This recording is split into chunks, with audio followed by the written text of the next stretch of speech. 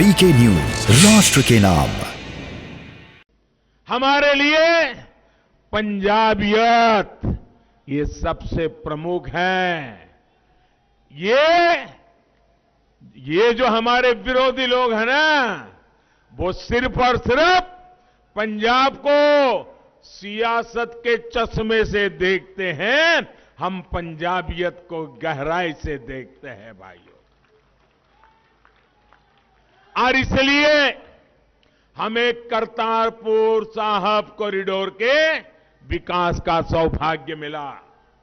मैं आज कांग्रेस सरकार के सामने कुछ गंभीर सवाल पूछना चाहता हूं और मैं पूरे पंजाब को गुरुओं के आशीर्वाद लेकर के जीने वाले हर पंजाबी को मैं कहना चाहता हूं, मैं जो सवाल पूछ रहा हूं वो सवाल आप भी पूछिए। आप मुझे बताइए, जब भारत विभाजन हुआ, नेता कौन थे भाई? कांग्रेस के थे कि नहीं थे? थे कि नहीं थे? देश के टुकड़े हुए तब कांग्रेस के लोग थे कि नहीं थे? क्या इनको इतनी समझ नहीं आई कि 6 किलोमीटर दूर सीमा से हमारे गुरु नानक देव जी की तपोभूमि, क्या विभाजन के समय वो 6 किलोमीटर और गुरु नानक देव जी की पवित्र भूमि भारत में रख सकते थे कि नहीं रख सकते थे? रख सकते थे कि नहीं रख सकते थे? रखना चाहिए था कि नहीं रखना चाहिए था? जरा हिम्मत से बताओ, रखना चाहिए था कि नहीं रखना चाहिए था? ये पाप किया है कि नहीं किया उन्होंने? हमारी भावनाओं को कुचला है कि नहीं कुचला है? दूसरी घटना, 65 की लड़ाई हुई, भारत की सेना लाहौर में झंडा फरकाने की ताकत के साथ आगे बढ़ रही थी। बढ़ रही थी कि नहीं बढ़ रही थी? बढ़ रही थी कि नहीं बढ़ रही थी? अगर 65 की लड़ाई में थोड़ा 2 कदम आगे जाते तो गुरु नानक देव जी की तपोभूमि हमारे पास होती कि नहीं होती? होती कि नहीं होती? वो पहला मौका चूक गए विभाजन के समय, दूसरा मौका चूक गए 65 की लड़ाई में, और फिर बांग्लादेश की लड़ाई हुई। बांग्लादेश की लड़ाई हुई, 90,000 पाकिस्तान के सैनिकों ने हिंदुस्तान की सेना के सामने घुटने टेक दिए। 90,000 सैनिक हमारी कैद में थे, हिंदुस्तान की कैद में थे। अगर दिल्ली में बैठी हुई सरकार में दम होता तो उनको कह देते कि 90,000 सैनिक तुम्हें तब मिलेंगे जब हमें हमारे गुरु नानक देव की तपोभूमि वापस मिलेगी। ये काम उनको करना चाहिए था कि नहीं करना चाहिए था? 3 बार मौके मिले, उन्होंने गवा दिए। 3 बार मौके मिले, गवा दिए।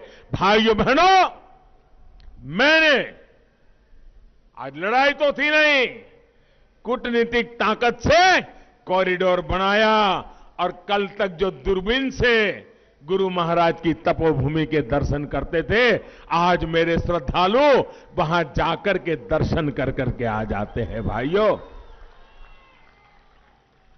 मुझे बताइए, ऐसे शासकों के लिए सवाल बनता है कि नहीं बनता है? ऐसे लोगों पे कोई भरोसा कर सकते हैं क्या?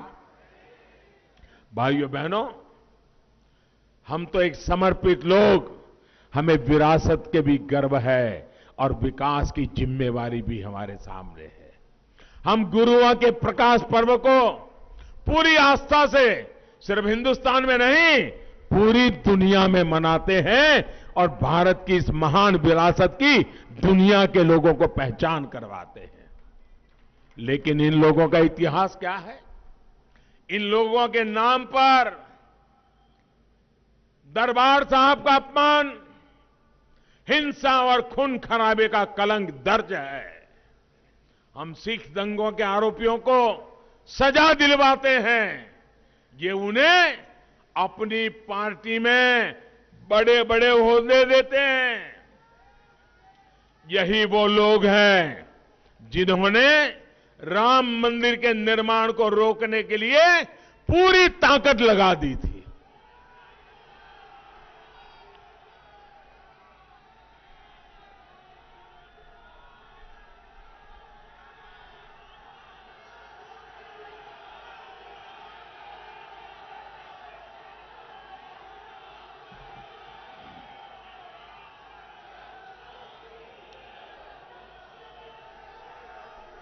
काशी विश्वनाथ धाम बना तो उस पुण्य काम भी, उसका भी ये लोग विरोध करते रहे।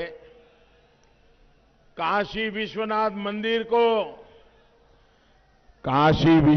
मंदिर को सदियों पहले माझा की धरती से विशेष रिश्ता रहा है। मंदिर के लिए सोना चढ़ाने का काम उस जमाने में महाराणा रणजीत सिंह जी ने ही किया था। भाइयों बहनों, हम अपनी इस विरासत को देश की एकता, अखंडता से जोड़कर देखते हैं। इससे पर्यटन भी बढ़ता है, युवाओं को रोजगार भी मिलता है, लेकिन उन्हें देश की आस्था और विरासत से ही उनका सुनते ही उनके कान लाल हो जाते हैं, चीड़ है उनको। पंजाब के लोगों ने दशकों तक ऐसे दलों को बर्दाश्त किया, अब उन्हें इस बार भाजपा को मौका देना है। और मैं परसों जालंधर आया था, मुझे यहां से जो खबरें मिल रही है, पंजाब ने पक्का कर लिया है इस बार पक्का परिवर्तन, भाजपा की सरकार। भाइयों और बहनों, कांग्रेस पार्टी की करतूतों का साथ देने के लिए अब उन्हें पार्टनर इन क्राइम भी मिल गया है। पार्टनर इन क्राइम भी मिल गया है। आप देखिए कितनी समानता है दोनों दलों में। जब अयोध्या में राम मंदिर बनता है तो ये दोनों पार्टियां उसका विरोध करते हैं, मिलकर के विरोध करते हैं। जब भारत के जांबाज अपना शौर्य दिखाते हैं तो ये दोनों पार्टी के नेता वही बोलते हैं जो पाकिस्तान से बोला जाता है, पाकिस्तान के सूर में सूर मिलाते हैं। एक ने पंजाब के युवाओं को नशे के जाल में धकेला, दूसरी पार्टी दिल्ली के युवाओं को शराब का लती बनाने में लगी हुई है। भाइयों बहनों, इतना ही नहीं, एक ने पंजाब को लूटा, दूसरी दिल्ली में एक के बाद एक घोटाले कर रही है। ये दोनों एक ही थाली के चट्टे बट्टे होने के बावजूद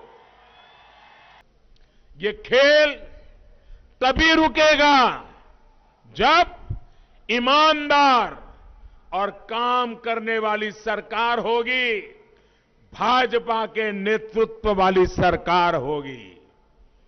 मैं डंके की चोट पर कहता हूं,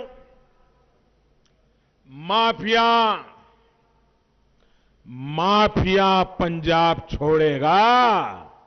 और इसलिए मैं कहता हूं, माफिया पंजाब छड़ेगा, पंजाब का नौजवान नहीं। भाइयों बहनों, अभी पंजाब में डबल इंजन की सरकार तो नहीं है, अभी केवल केंद्र सरकार का इंजन काम कर रहा है।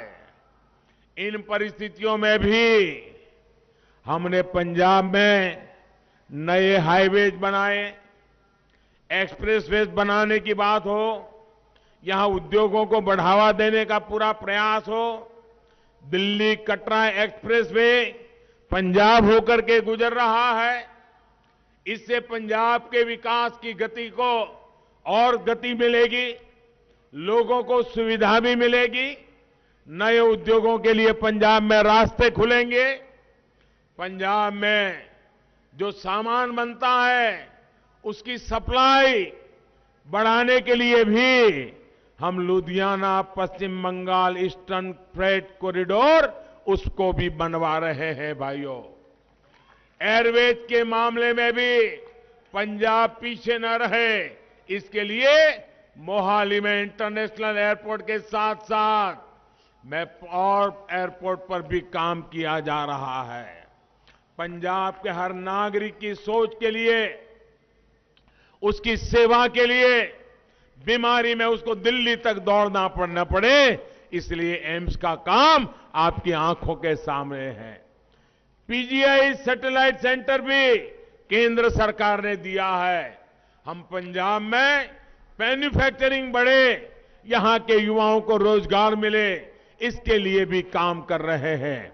हमने पंजाब के किसानों के लिए कपूरथला, फजिल्का और लुधियाना में 3 फूड पार्क भी बनाए हैं। आज पंजाब के किसानों की फसल की एमएसपी पर रिकॉर्ड खरीदी हो रही है। जितना पैसा भाजपा सरकार ने सीधे पंजाब के किसानों के बैंक खातों में भेजा है, वो पहले कभी नहीं किसी ने भेजा नहीं है भाइयों। ये है ड्रीम मीडिया नेटवर्क और आप देख रहे हैं देश का पहला 24/7 digital news channel VK news, राष्ट्र के नाम।